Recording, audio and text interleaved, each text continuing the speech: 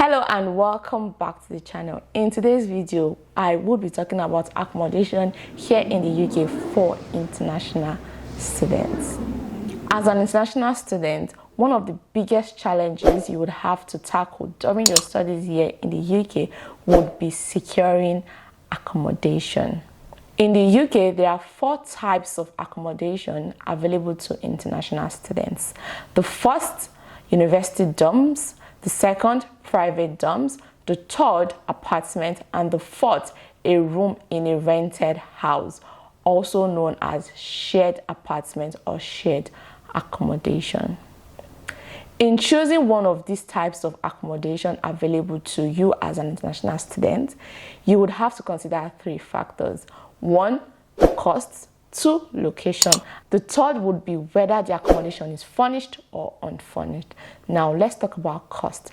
As an international student, considering you've paid a large sum of money on your tuition fee, I am guessing saving as much money as you can on your accommodation is what you're after. In looking for accommodations that are more affordable, you would have to look outside the city center. Now, in the UK, location matters in determining the price of your rent. For instance, houses in the city center are known to be more expensive than houses outskirts of the city center.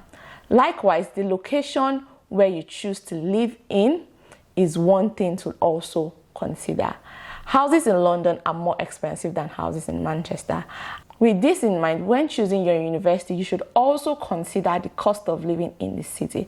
If your university is up north, like in places like Manchester, Chester, or Lancaster, your cost of living would be low because the cost of living in those cities are low in general. Another thing to consider when looking for an accommodation here in the UK as an international student is whether bills are included or bills are not included in the rent. I will suggest you go with an apartment that comes with the bills inclusive than an apartment that do not come with the bills inclusive. Because as an international student, you have a lot of things to worry about. You have to worry about getting internships, looking for part-time jobs, meeting up with your schoolwork. Bills is the least thing you really want to be worrying about.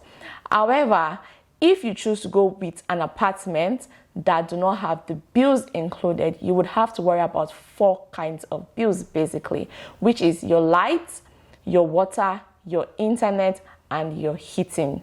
In the UK, international students do not pay council tax, so you don't have to worry about council tax while you are studying. But once you're done with your studies, you would have to pay council tax. So basically, when you're studying, you only worry about 4 bills, which is your heating, light, internet, and water.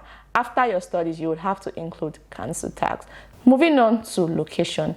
If you choose to live off campus, I would suggest you choose an apartment in a location that is close to the bus stop, bus station, or train station, so you have easy access to the transport system to commute to school.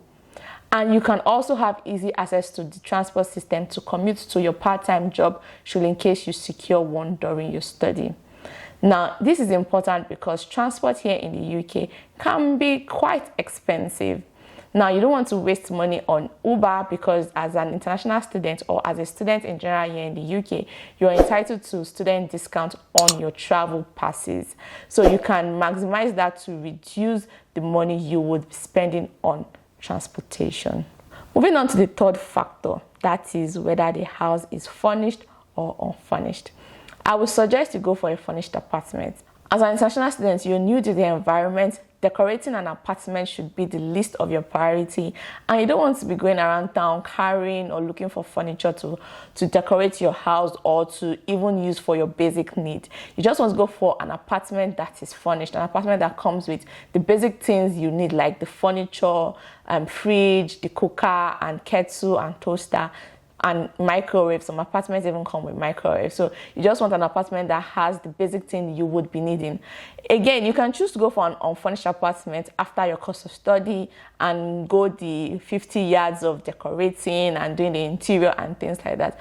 As an international student, I'm guessing your priority is to just find a moderately furnished house where you can lay your head, where it has all the things you need, and where you can focus on schoolwork. To be honest, how beautiful the apartment is really does not matter.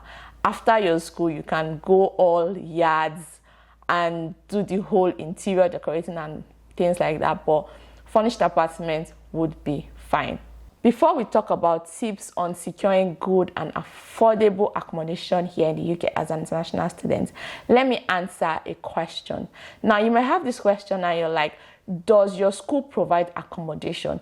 Yes, your school can provide you with accommodation. However, you would have to pay for the accommodation. Like I said earlier in the video, there are 4 types of accommodation for international students here in the UK, and the first one I mentioned was university dorms, basically university dormitories. Most universities do have accommodation that varies from apartment, like a 1-bed flat, a 2-bed flat, and they also have shared apartment that's like a room in a house where you share with other students, and they also have like rooms in hall of residence. So you just have to check your university's website for what they have, and I would advise you book early if you're interested on staying on campus. Now, moving on to tips for securing affordable and good accommodation. Number 1 will be do your research.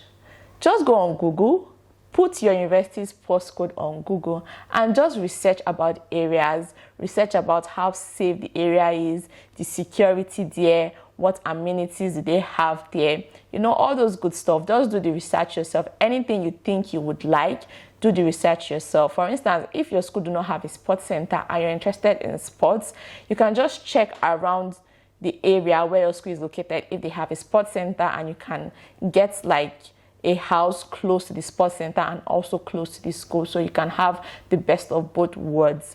And again, you can use websites like Rightmove, Zoopla, SpareRoom, OpenRent to look for apartments. So all you have to do is put your university's postcode in those websites, and you can put the radius there and just look for apartments maybe 5 miles or 10 miles away from your university, and see different options of apartments that are around your university if you don't want to stay on your university campus.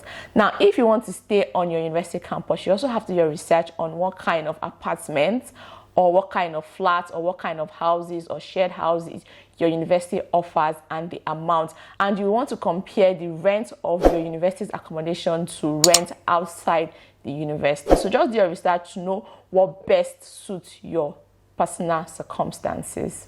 The second will be make your accommodation arrangements before you arrive to the UK. That is why number 1 is very important. You have to do your research so that before you come to the UK, your mind's already made up whether you're staying on campus or you're staying off campus. Now, if you're staying on campus, you would be required to book before you come, or book before classes start, or book before the school resumes, so that they can reserve your accommodation for you. Now, if you don't book before then, and you now come to the university, or you now resume school when school has already started, when students are already on campus, there's no accommodation, there's nothing the school can do for you. They can't chase anybody out and give you the accommodation. So you have to book ahead if you're staying on campus. And if you're staying off campus, you have to maybe prepare your Airbnb or where you stay with a relative or a friend for like few days while you finalize your accommodation plan, because I actually advise you visit your accommodation physically if you're staying off campus before you make final arrangements. But you can have an idea of where you want to stay, and you can even have an idea of the houses that are available. So when you just come, you just go for viewing or seeing the apartment before you pay and finalize with the landlord. Number 4 will be find your roommate yourself and avoid living landlords. Now, living landlords are the worst in most cases. Please avoid living landlords as much as you can. I've had enough horror stories of living landlords here in the UK. Now, in finding your roommate, you want to use a platform like SpareRoom, where you can link up with people and find people you think you're compatible with and you can live together. Or you can use your university's platform of forums. Now, before you come to the UK as an international student, you probably would have started classes.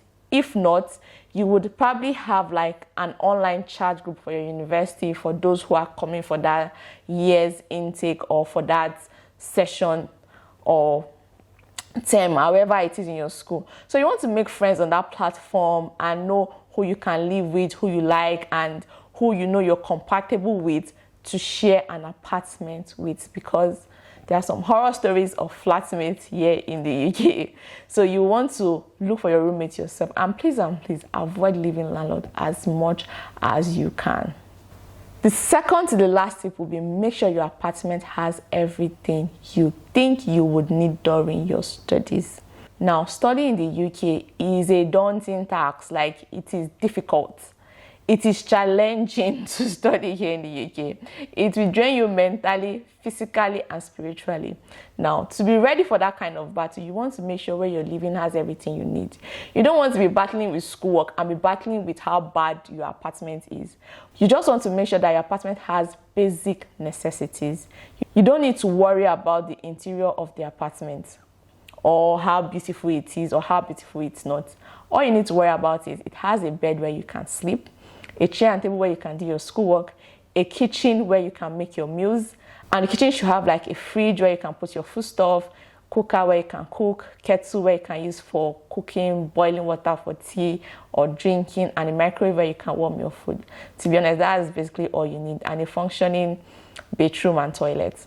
That's all you need. Anything apart from that is just serene. The main thing is you're here to study, and that should be your number one priority. The apartment should be okay and comfortable enough for you, that you have everything you need. This is why I said earlier on that you should choose an apartment where the bills are included, because trust me, you don't want to be worrying about bills. You don't want to be worrying about being late on your bills, or being too early, or not seeing one bill. Or you just want to make sure that as you pay your rent, you don't have to worry about any other bill. So just make sure the apartment has everything you need to make your life easy. Studying in the UK is a daunting task. Like, it will drain you. You just need an apartment that can help you in the battle ahead. An apartment that is nice and has everything you need and is functionable. Aesthetics is the least of your worries, to be very honest. The last but not the least tip on my list would be collecting as much information as you can on the apartment and the location. This tip is very important for those who are living off campus. So what you want to do is you want to go to that apartment where you're interested in twice, and go different times. Go maybe early in the morning and late at night, because the same apartment you saw in the morning can have a whole different vibe in the night, in the sense that the place can be noisy at night. It might be a pub near you, there might be drunkards around, it might be a very horrible place in the night. However, in the morning, it might also be a very horrible place in the morning, in the sense that there might be traffic and there might be noise around the place. The house you want to rent can have two different feels depending on the time of the day. So you want to go there at least twice at different times, like morning and night, or maybe afternoon and night, just so you know how the environment is, and you can collect as much information on the environment as you can. And again, you have to know your landlord. At least you have to know the name of your landlord. If it's like a complaint, you have to know what the complaint is all about, if it's a legit complaint, and if it's not just someone taking someone's house and renting it out to you, or if there's issue in the apartment and things like that. So you just want to collect as much information as you can before you finalize your agreement for renting the apartment. With this, we've come to the end of today's video. If you do know anyone you think will find this video helpful, please do share this video with them. Do subscribe to the channel if you are interested in studying in the UK, or working in the UK, or living here in the UK, because I make videos around such things. Bye for now, and I'll see you in the next YouTube video.